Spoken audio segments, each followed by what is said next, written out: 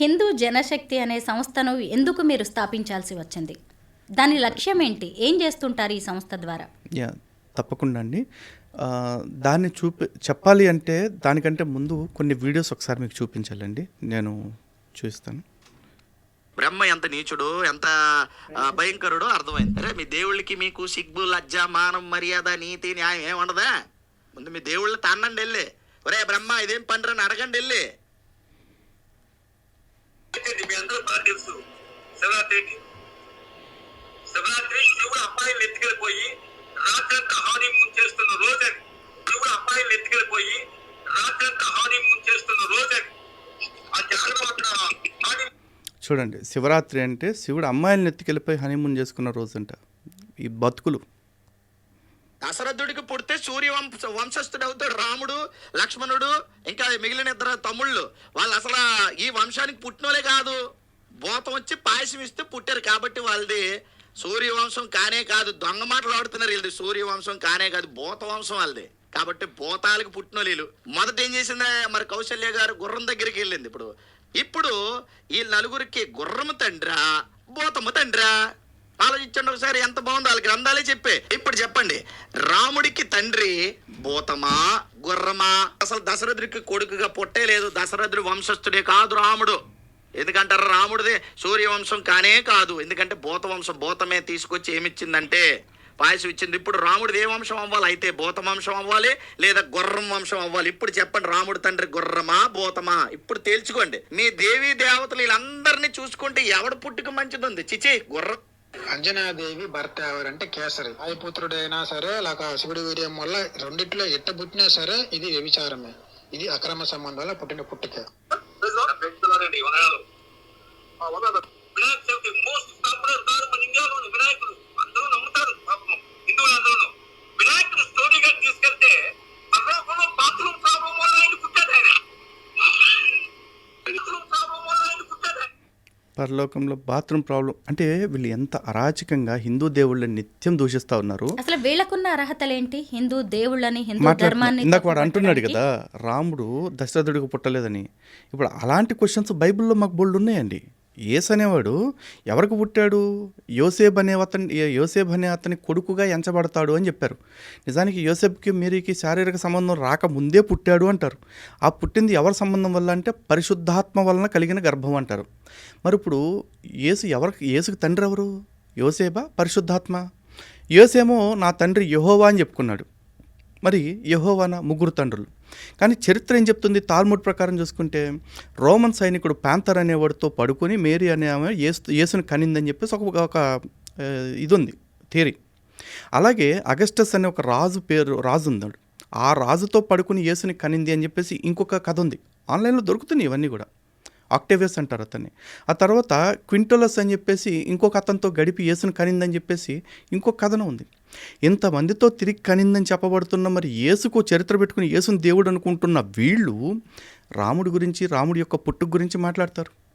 శివుడి గురించి, శివరాత్రి పండుగ గురించి మాట్లాడతారు. వీళ్ళు వినాయకుడిని దూషిస్తారు, ఆంజనేయ స్వామిని అవమానిస్తారు, ఇంతమందిని అవమానిస్తుంటారు. మరి మేము స్పందించొద్దా? వీళ్ళని క్వశ్చన్ చేయడానికి, వీళ్ళకి రిటార్ట్ ఇవ్వటానికి అప్పట్లో హిందూ సమాజం నుంచి ఎవరు లేరు. కారణం ఏంటంటే హిందువులకి బైబిల్ తెలియకపోవటం వల్ల. ఎందుకంటే ఒక ప్రపంచ ప్రఖ్యాతిగాంచిన ఒక నానుడు ఉందండి. ఎవరైతే బైబిల్ పట్టుకుని తిరుగుతాడో వాడు విశ్వాసం అవుతాడు.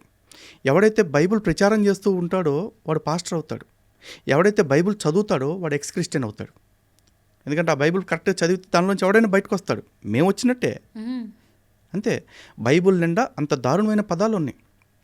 ఉదాహరణకి యెహెజ్కేలు గ్రంథంలో యెహోవాకి 2 భార్యలు అని చెప్తారు, ఓహోలా, ఓహోలిబా అని చెప్పేసి. అవి 2 పట్టణాల పేర్లని తర్వాత వీళ్ళు ఏదో స్టోరీ చెప్తారు దానిలో. ఆ 2 నగరాలు కూడా అంటే యెహోవా భార్యలు ఇద్దరు కూడా విపరీతమైన వ్యభిచారం చేస్తూ ఉంటారు. దాన్ని యెహోవానే చెప్తాడు. వీరు తన యవ్వన కాలమందు విటుకాండ్ర చేత తమ చన్నులు నలిపించుకొనలేదా? వీడు గాడిద వంటి పురుషాంగములు, గుర్రం వంటి స్కలనములు గల విటుకాండ్రతో సుఖించట్లేదా అని చెప్పేసి అంటాడు. అవి పదాలు బైబిల్లో ఎందుకున్నాయండి? గాడిద పురుషాంగాలు, లేకపోతే గుర్రం వంటి స్కలనాలు, చన్నులు ఏంటిది? బైబిల్ అనుకుంటున్నారు, ఏమనుకుంటున్నారు? మీరు మత గ్రంథంగా ప్రచారం చేస్తున్న పుస్తకంలో ఇన్ని పెట్టుకుని మీరు హిందూ గ్రంథాల కాడికి వచ్చేప్పటికీ హిందూ గ్రంథాలని బూతు గ్రంథాలని, హిందూ దేవుల కథల్ని బూతు కథలని విష ప్రచారం చేస్తున్నారు. అది చాలామంది హిందువులు నమ్ముతున్నారు. వీటితో పాటు హిందువులకి ఇక్కడ అతిపెద్ద ప్రాబ్లం ఏంటంటే చాలామందికి భారతదేశంలో కొంత అవగాహన రాహిత్యము, ఇంకొంత పేదరికం కారణంగా. గ్రామాల్లో ఏంటంటే ఏదైనా ఆరోగ్య సమస్య వచ్చినప్పుడు వాళ్ళకి హాస్పిటల్స్కి వెళ్ళటం ఇదంతా ఇప్పుడున్నట్లు అప్పట్లో పూర్వకాలం లేదు. సో ఆ రోజుల్లో వీళ్ళు ఏం చేసేవాళ్ళు అంటే మేము ప్రార్థన చేస్తామని చెప్పేసి ప్రార్థన చేసి ప్రేయర్ ఆయిల్లో ఏదో ఒక టాబ్లెట్లు కలిపేసి ఇవ్వటం ఏదో ఒకటి చేసేవాళ్ళు. దాంతో వాళ్ళకి ఏదో కాస్త జ్వరం ఉపశమించడం లేదా తలనొప్పి తగ్గటం జరిగితే అబ్బో నిజంగా యేసు ఉన్నాడు కాబట్టి మాకు తగ్గింది అంటూ ప్రచారం చేస్తారు. ఈ రోజు కూడా చూడండి కల్వరి చర్చ్ అని ఇక్కడ హైదరాబాద్లోనే ఉంది. అక్కడ కొబ్బరి నూనె అమ్ముతారు ప్రేయర్ ఆయిల్ అని చెప్పేసి. అలాగే కల్వరి టెంపుల్ అని బెల్లంపల్లిలో ఇంకోటి ఉంది, అక్కడ కర్చీఫ్లు అమ్ముతారు, ప్రేయర్ కర్చీఫ్స్. వరంగల్లో ఒక చర్చ్ ఉంది, అక్కడ బలూన్స్ ఇస్తారు, ప్రార్థన చేసిన బలూన్స్ అని చెప్పేసి. మామూలు బెలూన్స్లేండి ఇస్తారు. మరి ఇవన్నీ ఇస్తూ ఉన్నారు. ఇవన్నీ ఇస్తున్నప్పుడు వాళ్ళు ఏమనుకుంటారు, ఓకే 1,00,000 మందిలో 1000 మంది నమ్మినట్టు వాళ్ళకి. ఇలాంటి మాయమాటలు చెప్తూ కల్వరి సతీష్ నెలకి 3,500 మందిని మతం మారుస్తున్నాడంట.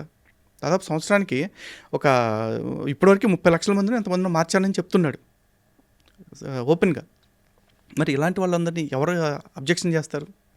సో వీళ్ళు చేస్తున్న మోసాలు ఇవి, వీళ్ళ గ్రంథాల్లో ఉన్న వాస్తవాలు ఇవి అని చెప్పేసి నాలాంటి వాళ్ళు వచ్చి ఎక్స్పోజ్ చేయటం మొదలుపెట్టారండి.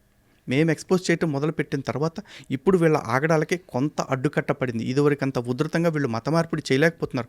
అండ్ మోర్ ఓవర్ మేము వచ్చిన తర్వాత ఇప్పటికీ అనేక మంది తిరిగి సనాతన ధర్మంలోకి వచ్చేస్తున్నారు. క్రైస్తవ్యంలోకి మారిన వాళ్ళు కూడా వీళ్ళు చేస్తున్న మోసాలు, వీళ్ళు చెప్తున్న అబద్ధాలు అన్నీ తెలుసుకుని. ఈ రోజున వ్యవస్థలు కూడా ఎంత నిద్రాణంగా ఉన్నాయంటే భారతదేశంలో drugs and magical remedies act, drugs and cosmetics act అని 2 యాక్ట్స్ ఉన్నాయి, చట్టాలు. అందులో మిస్లీడింగ్ అడ్వర్టైజ్మెంట్స్ లేకపోతే మిస్లీడింగ్ స్టేట్మెంట్స్ ఇచ్చేవాళ్ళు ఎవరైతే ఉన్నారో వాళ్ళ మీద చట్టపరంగా కేసులు పెట్టాలి. కానీ బాహాటంగా స్వస్థత సభల పేరుతోటి మేము రోగాలు తగ్గిస్తాం, రొస్టులు తగ్గిస్తాం అంటాం. నిన్న మొన్న ఒకడు ఉన్నాడు, అమతేజ్ అని ఒక ఫ్రాడు, వాడు అరటిపండు ఇస్తాను, అరటిపండు తింటే పిల్లలు పుడతారు మీకు అని చెప్పేసి అంటున్నాడు. ప్రార్థన చేసేస్తే రోగాలు తగ్గించేస్తాను, ఎయిడ్స్, క్యాన్సర్, యాంథ్రాక్స్లు ఏంటేంటో తగ్గించేస్తానంటాడు. మరి ఇన్ని మాట్లాడుతున్న వాళ్ళు అయితే ఓ పని చేయండి, మీరు అన్ని హాస్పిటల్స్ మూసేసి, గవర్నమెంట్నే డిమాండ్ చేస్తున్నా, అన్ని హాస్పిటల్స్ మూసిపారేసి చర్చి పాస్టర్లని ఊరికో 10 మందిని పెట్టేసేయండి. ఎవరైనా సరే వీళ్ళ దగ్గరికి వచ్చి ప్రార్థన చేయించుకోవాలి. రోగం ఒక్కడికి తగ్గకపోయినా ఈయన కాల్చి పాడేస్తామని చెప్పేసి పెట్టండి, రూలు పెట్టరు. వీళ్ళు ఏమంటారు పాస్టర్లు కూడా, అందరికీ తగ్గుద్దని గ్యారంటీ ఇవ్వలేమండి, విశ్వాసం ఉండాలి అని చెప్పేసి అంటాడు. విశ్వాసం ఉంటే నువ్వు చెప్పేది ఏంటి? ఆల్రెడీ విశ్వాసంలోకి వచ్చి క్రైస్తవ్యంలో ఉన్న ఎంతోమంది విధవరాళ్ళని నేను చూపిస్తా. మరి వాళ్ళందరూ భర్తలు ఎందుకు పోగొట్టుకున్నారు? ఎంతోమంది బిడ్డలను పోగొట్టుకున్న క్రైస్తవులు నేను చూపిస్తా, వాళ్ళందరూ బిడ్డలు ఎందుకు పోగొట్టుకున్నారు? అంటే క్రైస్తవ్యం అనేది వీళ్ళు చెప్పేది ఏంటంటే 1 టైం సెటిల్మెంట్. ఎవడైతే మతం మారకుండా ఉంటాడో, హిందూగా ఉంటాడో అలాంటి వాడికి ఒకసారి రోగం తగ్గిస్తారు. వాడు ఆ మతంలోకి మారే ముందు వాడికి రోగం తగ్గిందంటారు. కారణం ఏంటంటే తగ్గిన వాళ్ళకి మాత్రమే వీళ్ళు సాక్షులుగా చూపిస్తారు. తగ్గని వాళ్ళు ఎంతమంది ఉంటారు వాళ్ళ గురించి చెప్పరు. కొండకు వెంట్రుకేస్తారు, వస్తే కొండ, పోతే వెంట్రుక. ప్రతి హిందూ దగ్గరికి వెళ్తారు, అమ్మ మా దేవుడిని నమ్ముతారా, ప్రార్థన చేస్తే తగ్గాక అంటారు. సరే అంటాడు, వాడికి అవసరం ఆ నిమిషానికి కాబట్టి. వీడికి ఏం కావాలి? తగ్గింది అనుకోండి వాడు మతం మారుతాడు, తగ్గలేదు అనుకోండి సర్లే అమ్మ మీరు ఇంకా విశ్వాసం బలపడాలి అని చెప్పి వచ్చేస్తాడు. గాలికి పోయే పిండి కృష్ణార్పణ ఒక సామెత ఉంది చూసారా, సేమ్ అంతే. వీళ్ళకి ఏదో ప్రార్థన చేస్తాడు, చీకట్లో బాణం వేస్తాడు, తగిలితే తగిలింది, లేకపోతే పోయింది, నష్టమైతే లేదుగా వాడికి.